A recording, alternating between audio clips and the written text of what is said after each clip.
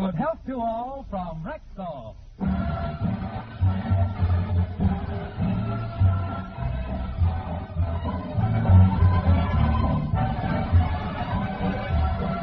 Yes, it's Sunday, time for the Phil Harris Alice Faye Show, presented by the makers of Rexall Drug Products and your Rexall family druggist. Good evening. This is your Rexall family druggist, taking a little time from behind the prescription counter this Sunday evening to speak for all 10,000 of us. The 10,000 independent druggists who have added the word Rexall to our own store names. You can always tell us by the orange and blue Rexall sign in our windows. The sign means that we carry the 2,000 or more drug products made by the Rexall Drug Company. They range all the way from aspirin to penicillin, and they're as fine and pure and dependable as science can make them. We independent druggists recommend them to our customers because we know you can depend on any drug product that bears the name Rexall. Good health to all from Rexall.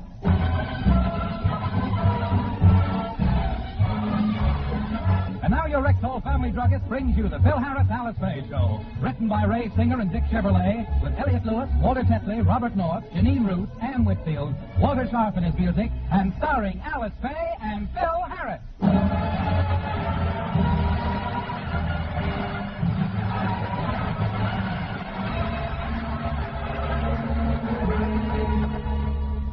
This morning there was a little excitement in the Harris household.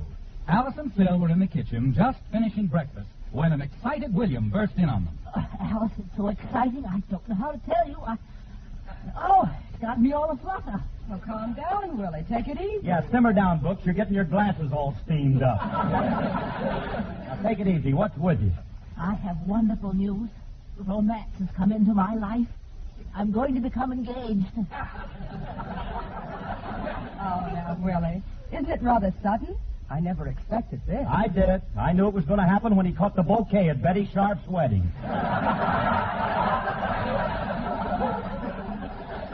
William, I didn't even know you were going steady with a girl. Who is she? Miss O'Connor.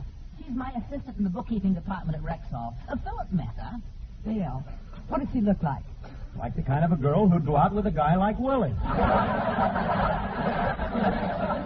very attractive little Irish girl. Oh, Irish, is it? And what does this little Colleen look like, Philip?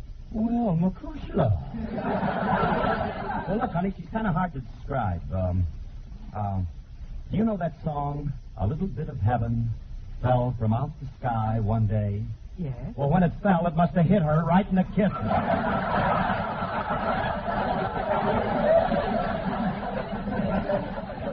William, you've only known this girl a few weeks. Surely you're not serious about being engaged. Oh, but I am. I even bought the engagement ring. Here it is.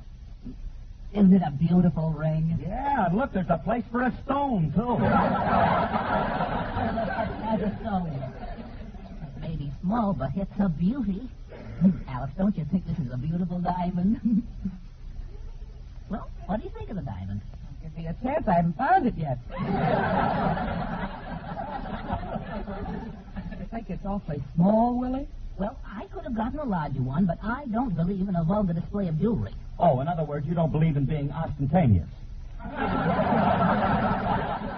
What was that last word? Ostentatious, capital A-U-S-T-I-N, and you take it from there.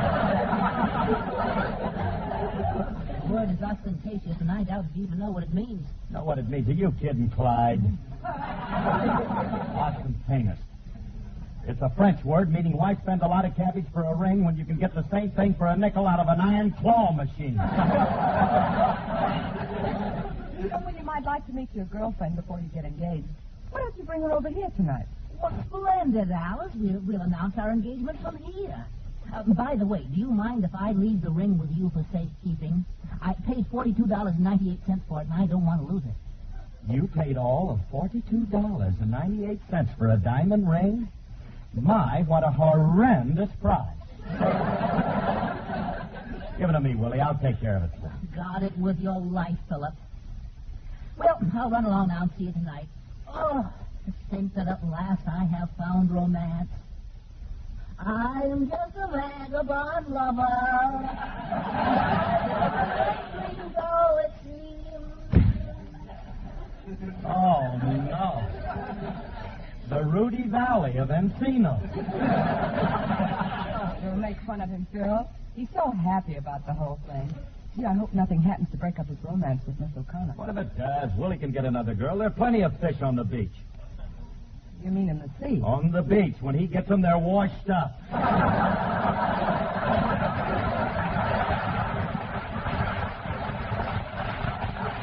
Now, look, honey, I don't mind him. We just saw Uncle William and he was singing. What's the matter with him? Yeah, what's cooking with old vagabond lover? He looks sick. If you had a voice like his, you'd look sick, too. Now, Phil, please. Girls, your Uncle William is in love. He's going to get engaged to be married. What's engaged? It's the ether before the operation.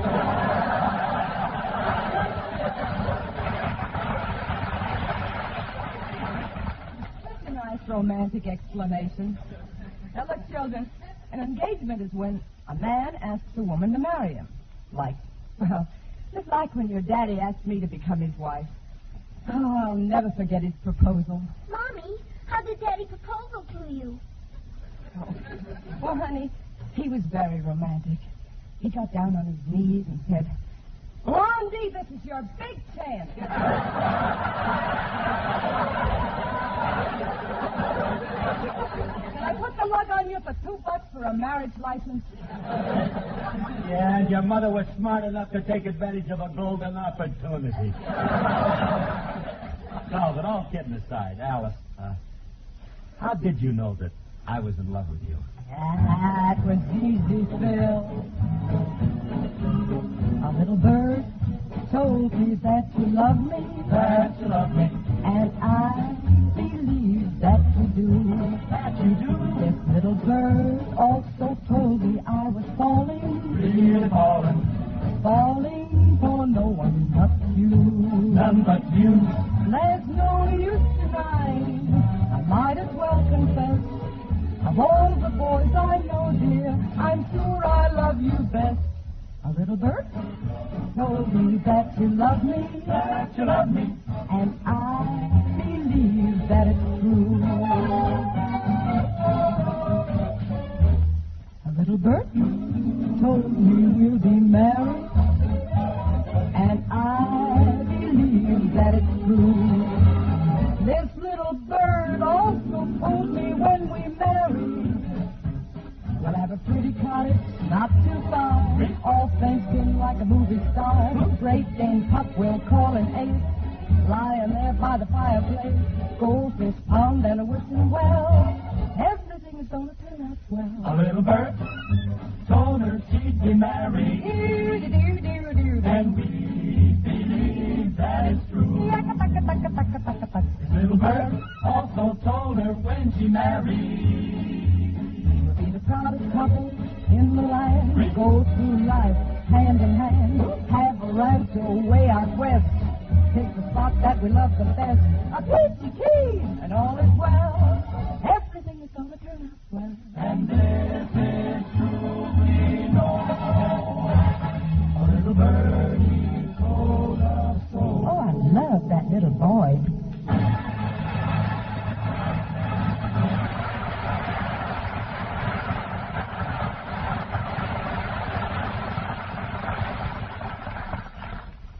Well, come along, girls. I want you to get ready for Sunday school. And Phil, please put Willie's ring away someplace. Okay, I'll put it away. Let this thing go. Couldn't even keep green something. I bet this thing's going to look awful silly on a girl's hand. I'm going to slip it on my finger just to see how silly it does look. Fine ring. How any guy'd have the nerve to give a ring like this to a girl. Hi, Curly. Oh. Hello, Frankie. Alice told me you were in the kitchen, and I...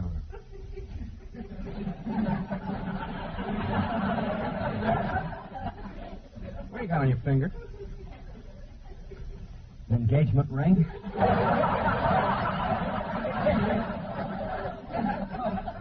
Oh.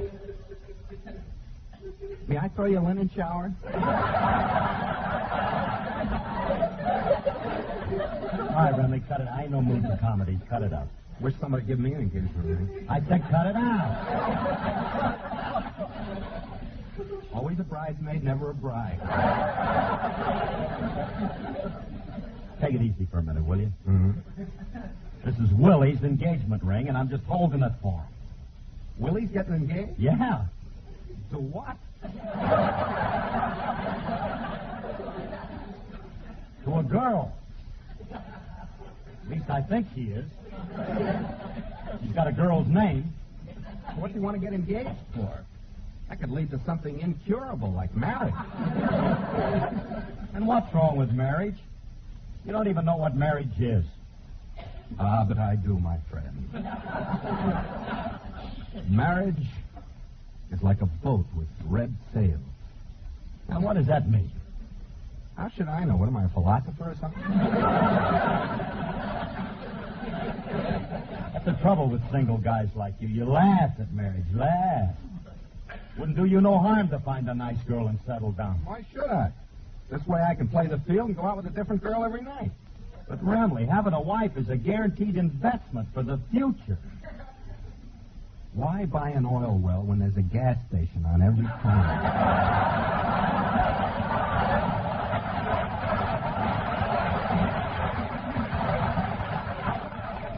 I can't understand you. What's the matter with you, Remley? What are you thinking about? Wouldn't you like to settle down and have a family? Well, that I might like. I knew you were a softy. Just think, Frankie. Just think. You get married, buy a nice home in the country, and after a year or two, you hear the patter of little feet running around the house. Just feet, no babies?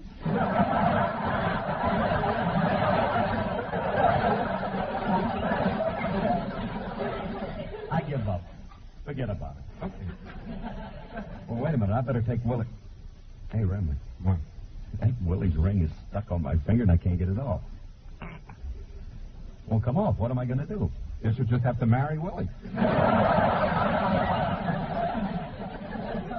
I'll cut my finger off first. Hey, I know. What? I get it. I'll go over to the sink and rub a little soap on it. It'll slip right off. You want me to help you, Curly? I'll pull the ring Oh, off. no, you don't. Stop right there. Every time you help me do something, I wind up behind the 8-ball. You'd probably drop it down the drain. I'll take it off myself. All right. Rub it. It's coming off. Mm-hmm. I'm getting it. Oh, no, down the drain. Took you 2 bounces to get it in. I could have done it in 1.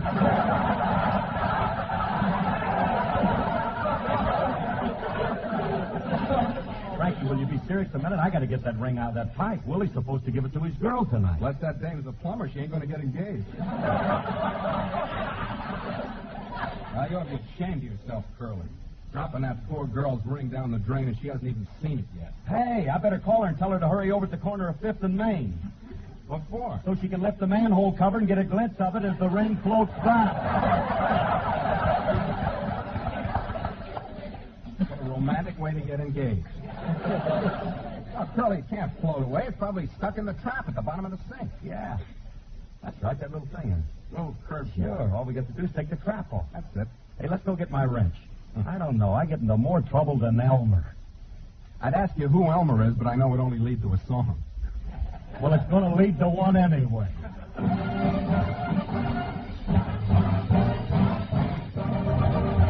Now, Elmer Jones arose at dawn and put his hunting breeches on, then looked up at the shotgun on the wall. He made his mind up then and there to bag himself a hunk of bear. At hunting, he had plenty on the ball.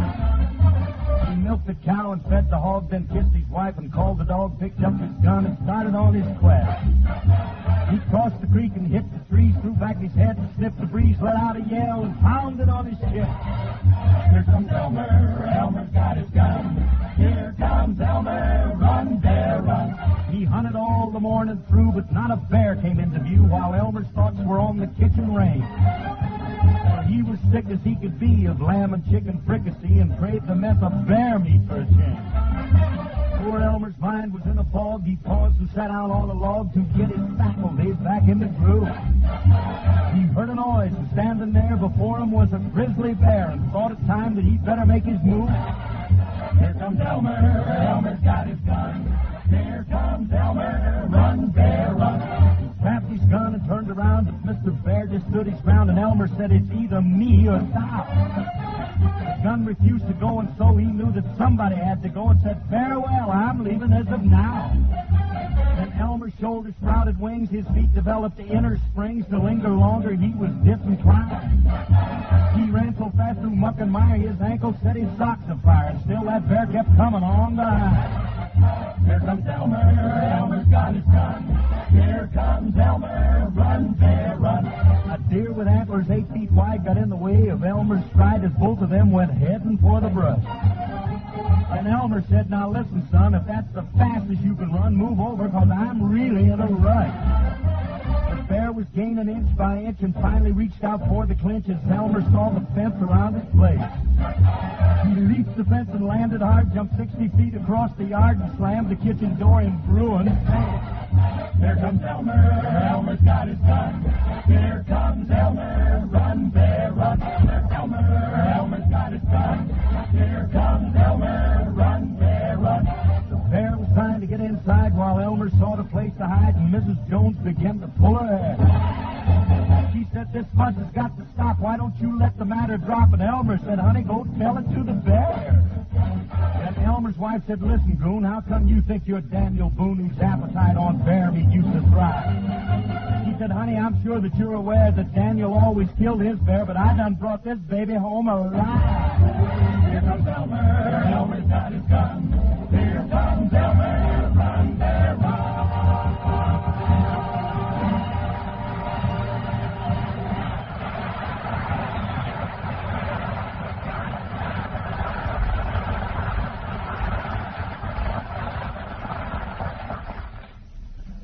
That's a very interesting tale.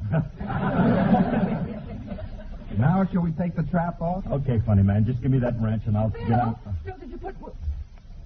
What are you doing with that wrench? Well, I got to take the trap off of the sink. Willie's ring is down the drain. Oh, no. How did it get down there? I couldn't say. I could. Curly dropped it down. Francis Waldorf. You have snitched again. Well, honey, we can. How do you do these things? Now, look, we've got to get that ring out of the drain before William comes over with this girl. I'll call a plumber. You don't need no plumber. All Frankie and me has to do is just remove that little trap. Now, wait a minute. You fellas know what you're doing? Alicia. Lee, to get the trap off, all we have to do is bend this elbow. Yes, but do you know how?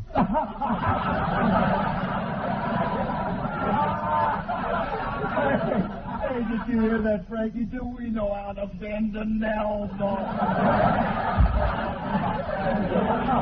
Alex, you're looking at two of the most experienced elbow benders in the You know how?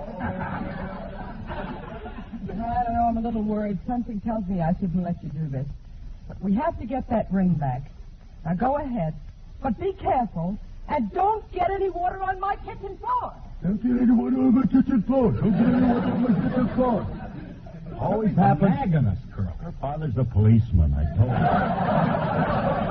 Don't get any water on the kitchen floor. Yeah. Sometimes I wonder why we ever married that woman. We know what we're doing. Every minute. Now, come on, Remley, let's get at that pipe. Right. What's the matter? Hey, look under there. Let's see. There's 4 pipes under there. 4? Yeah. Which one do we take out, Remley? I don't know. Let's be on the safe side and take them all out. Hand me the hammer. I'll loosen them up. Yeah.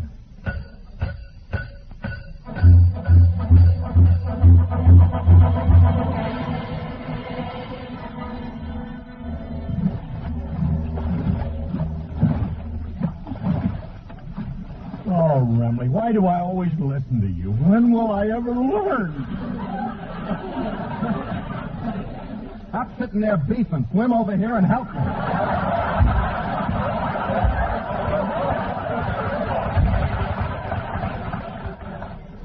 help yourself. I ain't getting off of this refrigerator. Look at that water. It's up to your waist. So we got the kitchen a little damp. We got the ring out of the pipe, didn't we? Yeah, when the water rushed out, we heard it fall on the floor, but we haven't found it yet. Been looking for it for an hour. Be patient. Oh, patience. You keep looking, you'll find it. Go ahead, dive in again.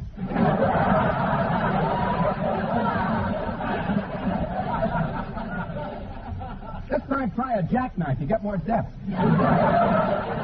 Look, will you cut out the clowning? I told you we got to find the ring. I got an idea. Let's open the door to the hole and let the water run out. Then we'll be able to find the ring. Oh, no, you don't. We're not going to flood the whole house. Don't touch that door. If anybody should open that door, they ain't... Hey, leave him out in the hall, Julius. Don't come in here. Don't open the door. Why not? What are you guys up to now? What are you doing?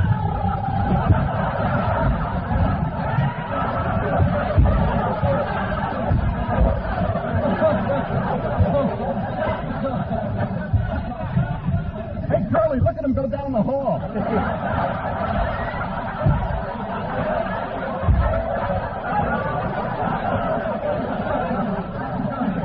Yeah, he looks like a salmon swimming upstream.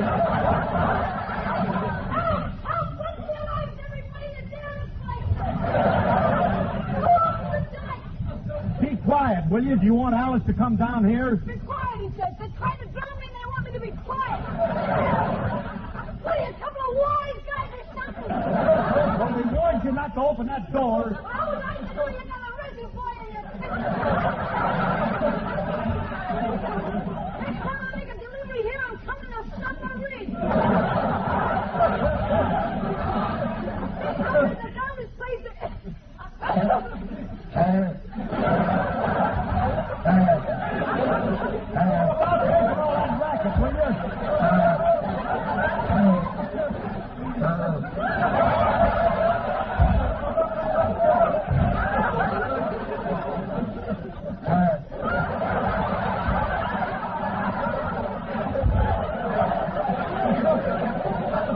Hey, kid, you got some seal blood in you?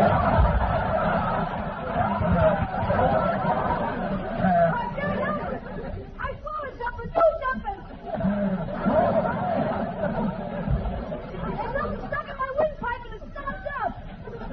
Stopped up, huh? Help me, you guys. Help me. All right. Hand me that plunger, Curly.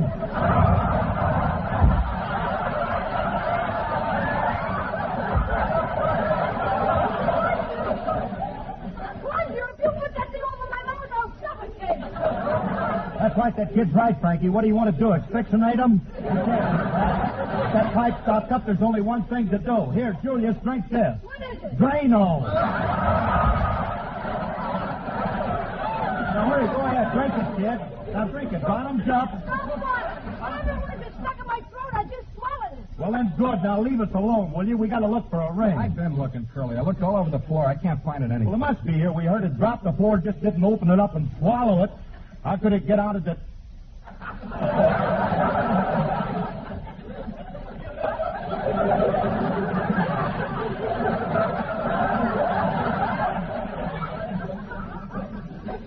Swallow? Say, seal face.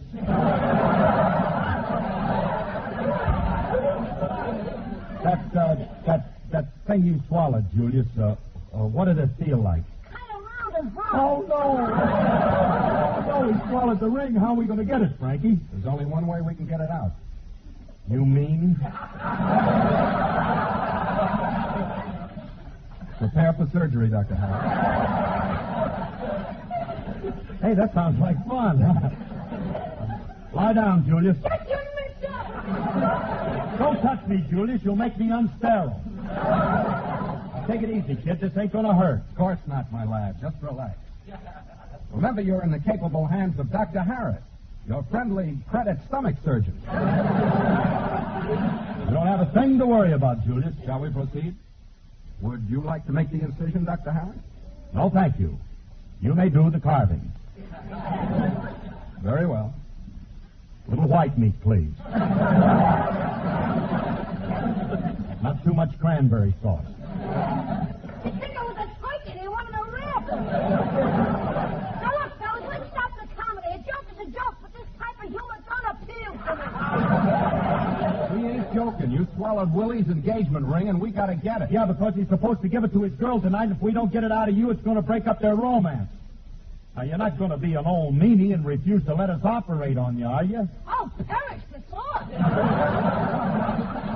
Never let it be said that my stomach stood in the way of true love. Good boy, Julius. Then you let us do it? You let us operate on you? Go plug up the hole in your head. I'm getting out of here before I... Oh, Bill, what have you and Frankie done now? The hole is soaked. Alice told me what you did with my ring. Where is it, Philip? Well, you see, Julius handed the ring and... Philip, stop stalling. Miss O'Connor's promised to marry me as soon as I give her the ring. But, Willie, it's going to take a little time, and I won't wait. I can't get married without that ring, and I want to get married now. Right now. Now. Well, in that case, Willie, there's only one thing to do. Give me your hand. Give me your hand. Philip, why are you placing my hand on Julius's stomach? Why?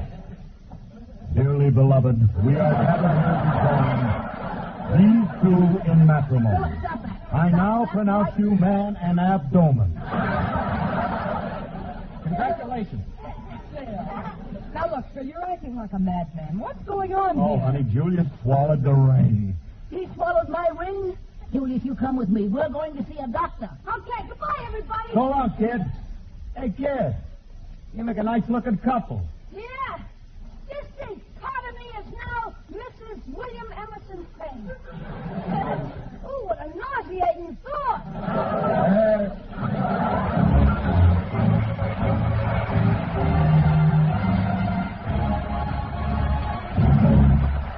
And now here's your Rexall family druggist. Every once in a while, we Rexall family druggists are asked this important question. Why is a Rexall druggist different from any other? Well, ma'am, the main difference is we were selected to carry the 2,000 or more drug products made by the Rexall Drug Company, and we take pride in recommending them to our customers. They must be pretty fine products if druggists recommend them. You hit the nail exactly on the head, ma'am.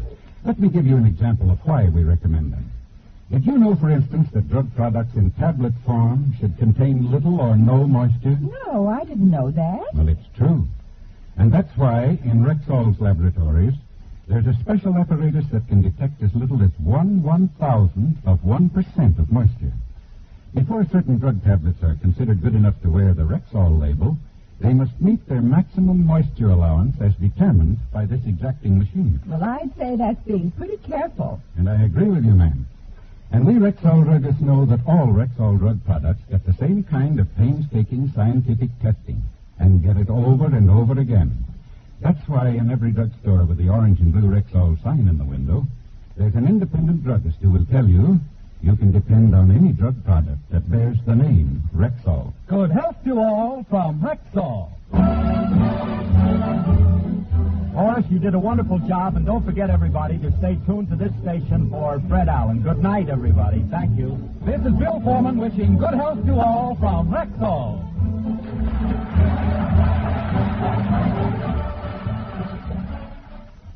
This is M. His name is Titus Moody, Bub. I just want to say that there's a fella coming on the air who is comical as all get out. Mister, this man is real snappy stuff, wholesale and retail. His name is Fred Allen.